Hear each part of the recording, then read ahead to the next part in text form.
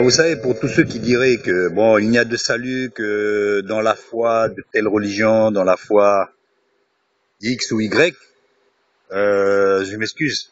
La Bible dit clairement, il n'y a de salut que dans le nom de Jésus-Christ. C'est aussi simple que ça. Donc, vous savez, il y en a, ils ont, on dirait, des vieux démons, quoi, si on peut dire, des vieux démons qui, depuis des siècles, essayent d'amadouer.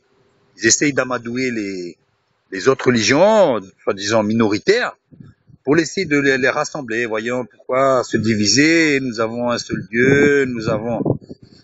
on le dit si bien le Christ, je suis pas venu amener la paix, je suis venu amener l'épée. Et aujourd'hui c'est pareil, on n'est pas là pour amalgamer la poussière et l'or, ce qui est vil de ce qui est précieux, c'est pas possible. C'est pas possible. Alors donc, pour ceux qui voudraient dire que il n'y a de salut qu'en leur religion, quelle qu'elle soit, je vais pas dire le nom de la religion parce que ce n'est vraiment pas important. Il n'y a aucun autre salut que dans le nom de Christ. Il n'y a sous le ciel, sous le soleil, aucun autre nom par lequel nous puissions être sauvés. Et ce nom-là, c'est le Christ.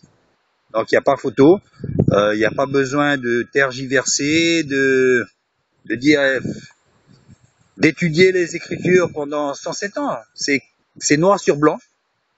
Il n'y a aucun autre nom par lequel nous puissions être sauvés. Ce nom-là, c'est Jésus, simplement. Ce n'est pas la peine de changer de religion, de quoi faire. C'est simple. D'étudier la Bible pendant des années, ce n'est pas possible. Ça ne servira à rien. Le salut est dans le nom de Christ, de Jésus. Maintenant, j'en viens à ceux qui laissent leur famille, leurs enfants même, pour aller prêcher l'évangile ou pour aller étudier la Bible. Ça ne sert à rien. C'est inutile, contre-productif et anti-biblique. Partir à l'étranger avec même femmes et enfants pour étudier la Bible et laisser son travail, j'en ai vu certains, ils laissaient leur travail alors que la Bible nous mentionne très clairement que ceux qui sont mariés ou ceux qui ont une femme donc et des enfants, ben s'occupent de leur foyer quoi. C'est bon, et ces personnes-là ont quitté leur emploi et pour aller trimballer leur famille là dans des endroits là, avec pas trop de salaire, jusqu'à quémander de l'argent pour pouvoir payer ses études. Franchement, vous lisez la Bible, vous n'avez pas besoin d'aller étudier quoi. Le Christ n'a jamais envoyé les apôtres dans les écoles bibliques, hein.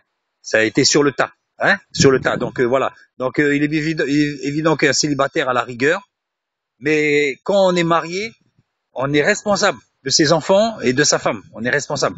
Celui qui est marié s'occupe des affaires du monde, de tous les moyens nécessaires à l'entretien de sa famille, au niveau travail, éducation, linge et tout ça. Pourquoi donc quitter tout ça pour aller étudier la Bible? Pourquoi donc?